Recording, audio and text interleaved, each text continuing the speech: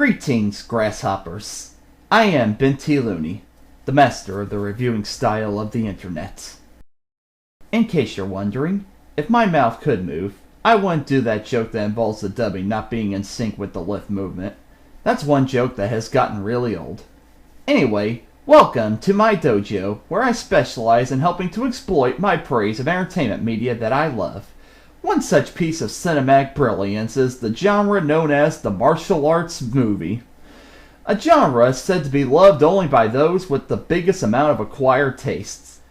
I am one of the few who is able to not only tolerate this underrated phenomenon of entertainment, but also truly appreciate all the hard work and artistry that's put into it.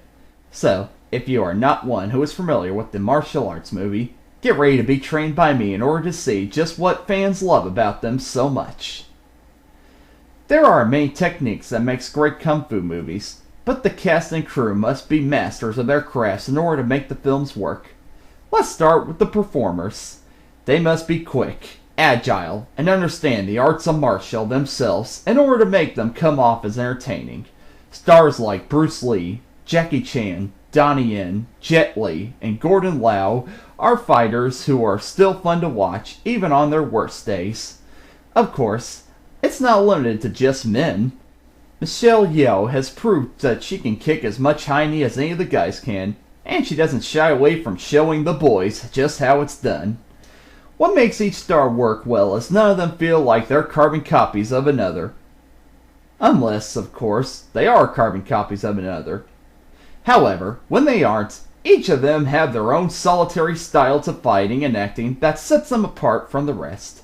Bruce Lee innovated the Jeet Kune Do style of fighting. Jackie Chan adds his own personal sense of humor to his fights. Donnie Yen is seen as bringing Wing Chun to the mainstream, and Jet Li is one to use acrobatics in his fights. All of these stars are so distinct with their styles that they could be fighting while wearing masks, and it would be easy to know who is who. Another note of praise should be directed towards those wonderful directors who bring these films to life. There are countless martial arts directors that are worth noting that can't be praised in one video, so I'll talk about my personal favorites. Jackie Chan has directed a handful of his movies himself, and he likes to give us action that we've never seen before, and no stunt is too dangerous or insane for him and his team to put on film. Bruce Lee also sat in the chair for his film, Way of the Dragon, which is my personal favorite of his. The film plays out in a straightforward way, but it's the fighting that really showcases all the talent that Bruce Lee had. The final fight with Chuck Norris is a scene that can't be missed by any movie fan. Liu Chia Liying is one of the hardest working directors from the legendary Shaw Brothers studio, who is known for the 36 Chamber trilogy, Executioners from Shaolin, Heroes of the East, and Mad Monkey Kung Fu. And finally, the, how you American audiences say it, Mac Daddy of all Kung Fu directors, Yuen Wu-ping.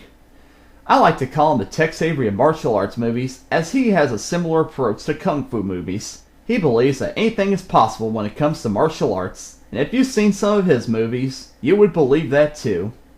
His films are off the wall when it comes to the action. The stars are put to the limit as their bodies are ordered to do some of the most insane fighting that can ever be witnessed.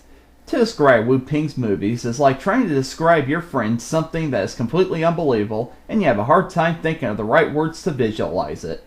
It's best to just show them, as the movies will speak for themselves. While Wu-ping is one to use wire and camera effects in his movies, breaking away from the realistic nature of other directors, he does so in a way to make the movies all the more entertaining. Whatever it takes to leave audiences wowed, then the techniques of Wu-ping are not only forgivable, they deserve praise. If you've never seen a movie directed by Wu-ping, then you can't call yourself a movie fan. I would recommend Iron Monkey, Tai Chi Master, and Drunken Tai Chi to show the impact that he has made on the art of kung fu filmmaking. While the stars can hold the movies themselves, it takes the masterwork of the directors in order to pull all the strings together and make sure that the films are going to numb the jaws of the audiences. The final lesson in order to appreciate kung fu movies comes from the martial arts action itself. To make great kung fu action, there must be an interesting set piece.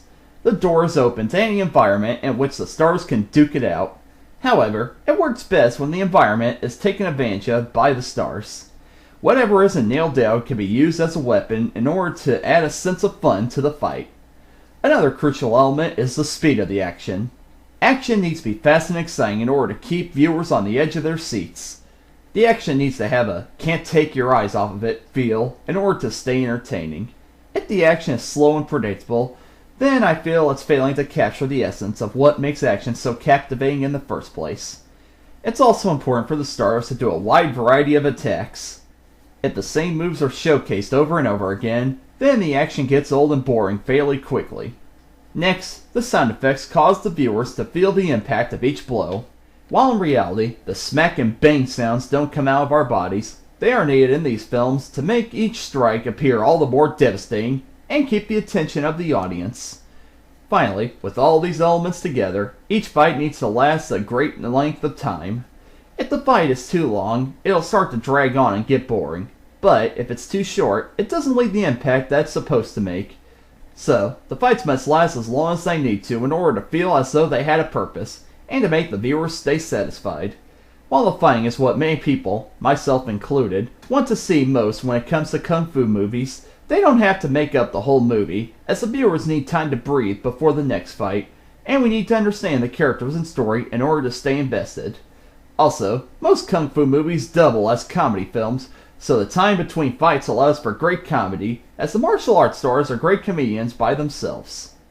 With that, you now have the skills it takes to appreciate the artistry and craftsmanship that goes into making martial arts movies some of the most entertaining films out there.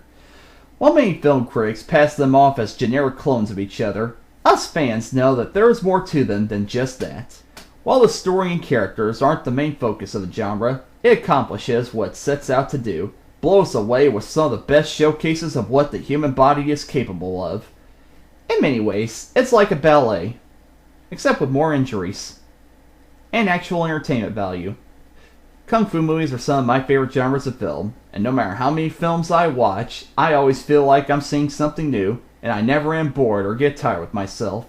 Sure, there are a few duds here and there, but the ones that work well are masterpieces of not just action cinema, but cinema in general. I am Master Benthelooney, and I am off to meditate.